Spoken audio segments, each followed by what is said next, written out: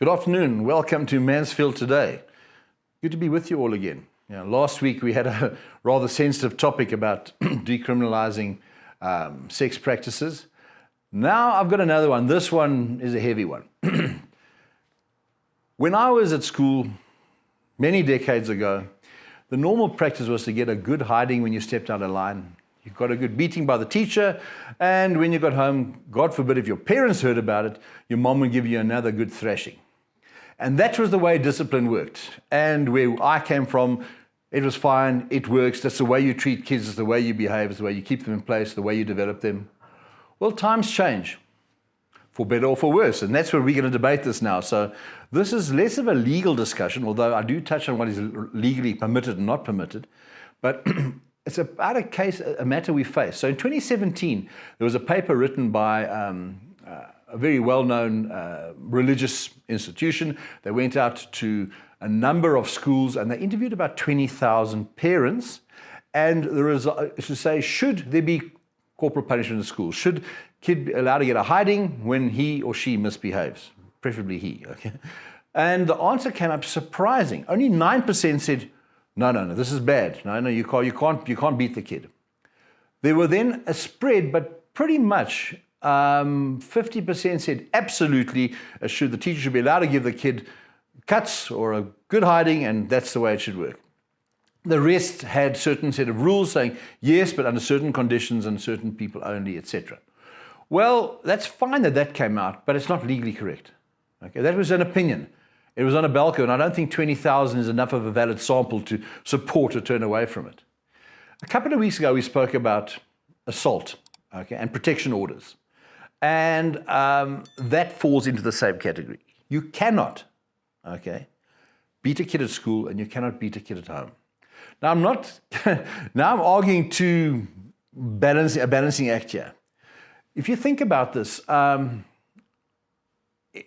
mother was a very strict and very firm woman, and these are her children, myself and my brother, and if we make crap, we get our asses whipped. End of story, not negotiable. When I was in primary school, my mother would go to the school. Ricky would go to the school and she would get there and she would say to the teacher, this is my boy, he's in your class. If he steps out of line and you don't give him a hiding, I'll come and give you a hiding. So that was the nature of the people of the time, okay? Now we have moved along, and we have moved in many other ways. The way you treat and bring up children, the way you treat your staff, the way you treat people of the opposite sex, the way you treat people with a different sexual orientation has become very sensitive in the workplace, in school, and at home. The fact is, you cannot hit somebody. You cannot take them on and discipline them with any sort of physical beating. Your kid can take a protection order out against you. Teachers just get taken to the cleaners, if they even consider that. It's so bad that they have to be careful the way they speak to a kid. Now think you're a teacher. One of the most fantastic callings in the world, to become a teacher and to teach young people and develop them, or a professor at university, or even somebody, if I'm doing a PhD, the professor is my sponsor. The honor to take somebody through that process and educate them, but without being able to discipline them. So you have a carrot but no stick is very difficult. I can imagine being a teacher with 40 boys in your class or 30 boys in your class, and they're boys. They're going to step out of line. They're going to push the boundaries. You still have to get them through the school process. What makes it worse, the school process now allows you to pass with 30 and 40% and nonsense like that. Wow, what a job. I salute you with whatever you get right. But once again, unfortunately, you're not able to discipline in terms of what boys need is strict, hard disciplining. Now, I'm not saying beat people, but there has to be some sort of balance here because it's out of kilter. Let us make an assumption half the kids in the class want to learn calculus and want to progress or want to learn about geography or literature, and they want to get through it, but everybody else is playing silly buggers in the class and the teacher can't control it. Here is the problem we sit with. Legally, can't beat them, can't be too rude to them, can't call them a bunch of asses. On the other hand though, but still trying to bring them through the system and prepare them for the future. We have a problem here. Then back at home, So the parents are hoping that the teachers are disciplining the kids. The teachers are praying that the nature-nurture concept, the nurture is there, and that the parents are guiding the kids and disciplining them at home, but they can't either. I hear of kids saying, you touch me, I'm going to go to the police. And they can. They can. So you've got to be really careful. I think where we're at now is we're at a point where it's out of control. We need a balance. Please, I don't support whatsoever lifting your hand to anybody or beating people, but there should be some form of discipline, some stick.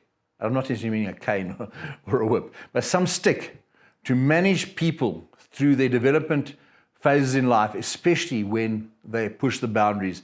And boys more than girls, they push the boundaries. That's what they do.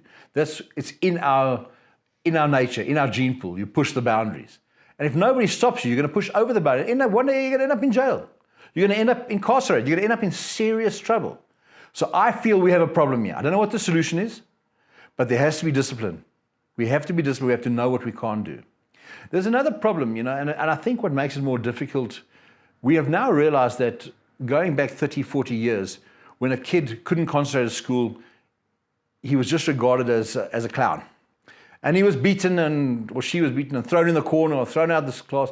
In the meantime, we are now at an era where we realize mental health is an issue. I'm not talking about crazy. I'm not talking about silly. But there are people who have attention deficiency issues. They need special attention, okay? And they need environments that help them. We talk about people who have problem reading and writing because they're dyslexic. They're often highly intelligent people. We have people that are obsessive, compulsive, and these are from young ages. Hopefully teachers and parents are identifying this and not seeing this as a scourge or something wrong, but they're seeing this as a problem we have to deal with. A friend of mine, Tito Estevez, who's very involved in clinics where you have people with mental health issues. The moment we say that, we say a kid's got an issue, people think he or she's a bloody idiot. It's not. It's a health issue. It's like having a heart murmur. It's like having high blood pressure. Some people have these things in their genes and they can be attended to. So what I want to say, before you start disciplining and knocking the crap out of anybody or locking them away or throwing them outside or whatever you do, which I disagree with any violent form of act whatsoever, first check it carefully.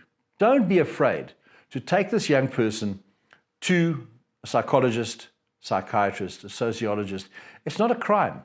Catch these things early. And what we might find, we'll have a lot less disruption in the classroom, in the office place, and at home, especially if you have more than one child in your home. Okay, I've got quite a large family, and my wife did most of the work bringing up 5 children. In that environment, you have to look at each one carefully and realize they're different, they have different needs, but you can't discipline them with the same rod. And that's why I'm giving this example, is there are horses for courses.